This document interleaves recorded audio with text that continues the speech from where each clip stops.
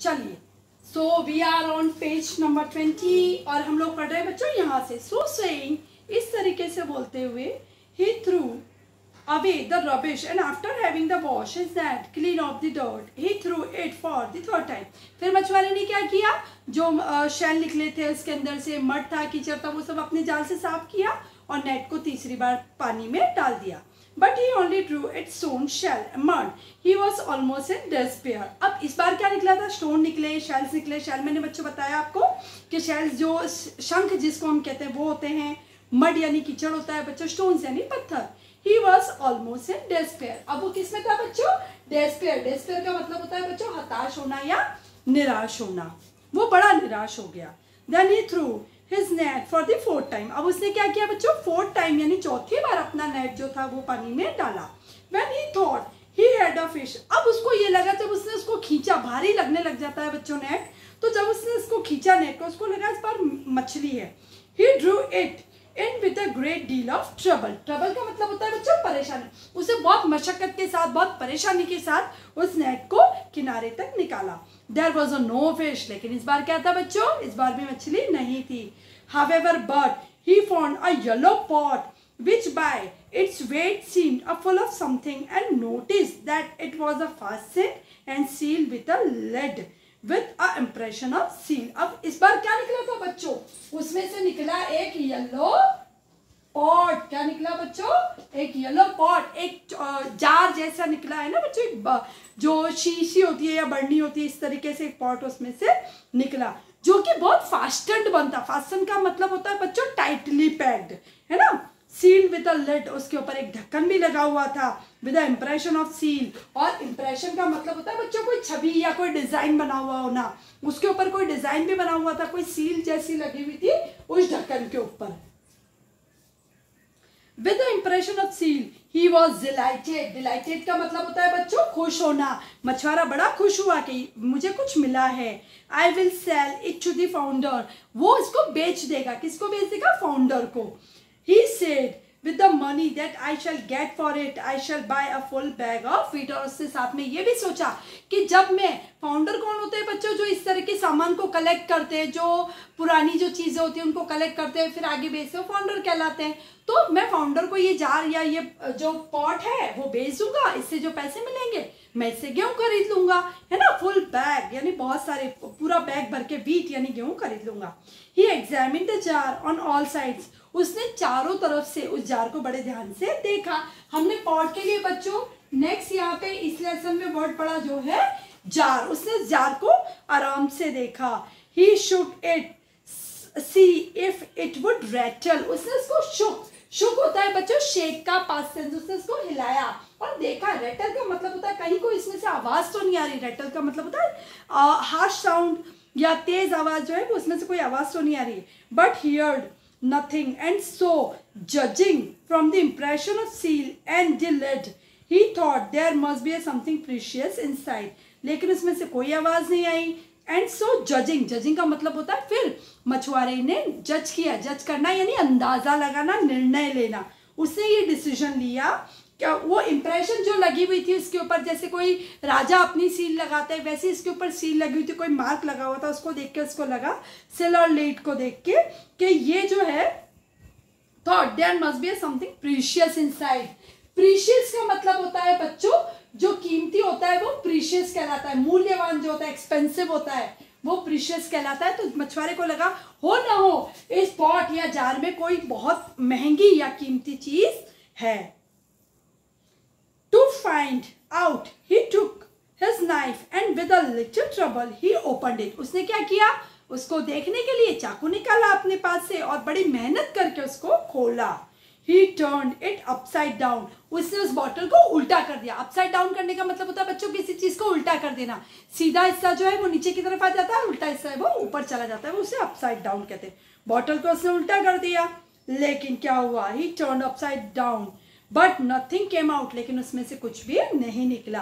विच surprise him very much. Surprise का मतलब होता है बच्चों आश्चर्यचकित होना। जब बॉटल में से कुछ भी नहीं निकला, बॉटल बहुत फास्टेंड बंद थी, बहुत टाइटली बंद थी, उसके ऊपर अच्छा सा ढक्कन भी लगा हुआ था सुंदर सा, उसके ऊपर एक सील भी बनी हुई थी, लेकिन उसमें से कुछ निकला नहीं।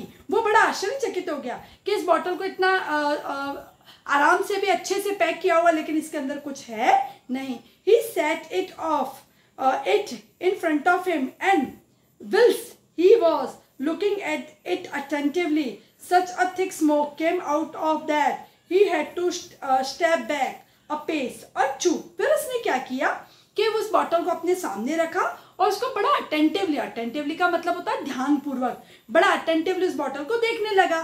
फिर क्या हुआ, जैसे इस बॉटल को देखा उसमें से एक थिक स्मोक, बड़ा गहरा धुआं निकला उसके अंदर से। थिक स्मोक का मतलब होता है बच्चों ऐसा स्मोक जो ट्रांसपेरेंट नहीं होता, जिसके आर पार हम लोग देख नहीं सकते, ऐसा धुआं उसमें से निकला। Thick smoke rose up, he had to step back a pace or to.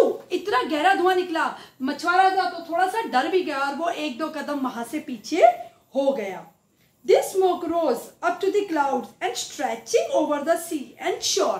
ये जो धुआं था आसमान की तरफ, क्लाउड्स की तरफ, बादलों की तरफ जाने लगा और स्ट्रेचिंग हो जाना यानी फैल जाना या बिखर जाना। सी यानी समुद्र के ऊपर, और शोर का मतलब होता है बच्चों किनारा। देखो हमने किनारे के लिए दो शब्द पढ़े हैं, नदी का या समुद्र का किनारा जो था। एक तो बच्चों हमने वर्ड पढ़ा बैंक और एक वर्ड पढ़ा शोर। ये दोनों बच्चों समानार्थी शब्द है, सिनोनिम वर्ड है, ठीक है, बैंक और शोर दोनों। Form a thick mist which cause a fisherman much astonishment. अब मिस्ट का मतलब होता है बच्चों धुंध जो छा जाती है। जब धुआं फैला तो एक धुंध जैसी छा गई बच्चों चारों तरफ, और इसने मछुआरे को अस्टोनिशमेंट यानी आश्चर्य में डाल दिया। अस्टोनिशमेंट का मतलब होता है इन सारी चीजों ने मछुआरे को आश्चर्य में डाल दिया। When all the smoke was out of the jar, जब सारा धुआं जार से निकल गया। थर्ड वर्ड पॉट जार, दो वर्ड हमने पढ़े बच्चों। जब धुआं जार से निकल गया, it gathered itself together, उस सारा धुआं एक जगह इकट्ठा हुआ, and become a thick mass, और एक बड़ा सा उसने शेप ले लिया, in which appeared a genie। appeared होना यानी प्रकट होना। जब उस धुएं ने एक शेप लिया और वो जो शेप था बाद में जिनी में कन्वर्ट हो गया। Twice as large as the largest giant, एक बड़े राक्षस से भी 2 गुना बड़ा वो नजर आ रहा था। When he saw such a terrible looking monster, जब मछुआरे ने इस तरीके से terrible looking का मतलब होता है भयानक दिखने वाला monster यानी राक्षस देखा, the fisherman would have preferred to run away। Fisherman ने क्या सोचा, दिमाग लगाया कि यार मुझे यहाँ से भाग जाना चाहिए। But he trembled का मतलब होता है बच्चों कांपना, so much with a fright that he could not move a step। वो इतना भयभीत हो गया, इतना डर से कांपने लगा कि वो एक कदम भी आगे पीछे हटा नहीं पाया। Great king of Genie cried a monster, वो जो राक्षस था, वो जो जार में से निकला था, वो तेज आवाज में बोला, ग्रेट किंग ऑफ जिनी मतलब जिनी के राजा आप हो। I will never again disobey you, मैं कभी आपकी आज्ञा का मतलब उल्लंघन नहीं करूंगा। डिसओबे करना, आज्ञा का उल्लंघन करना। मैं कभी आपकी आज्ञा का उल्लंघन नहीं करूंगा यानी मैं आपकी सारी बात मानूंगा। At this words the fisherman took courage, और जैसे ही फिशरमैन ने ये शब्द सुने, फिशरमैन को तो थोड़ा करेज आया। करेज का मतलब होता है बच्चों थोड़ी सी हिम्मत आई कि ये जो जिनी है, ये जो मॉन्स्टर है, ये तो मुझे ही अपना राजा बता रहा है। What is this you are saying, great genie? फिर जो फिशरमैन था, जो मछुआरा था, उसने पूछा, ये तुम क्या कह रहे हो महान जिनी? Tell me your history and how you came to be shut up in that vase। और मुझे अब तुम्हारा इतिहास बताओ। How you came to be shut up in that vase, और मुझे ये बताओ कि इस वाज में तुम कैसे बंद हो गए। शटअप का मतलब होता है बच्चों बंद हो जाना उसके अंदर, ठीक है। तुम इस छोटे से वाज में कैसे बंद हो गए। At this the genie looked at the fisherman हॉटिली।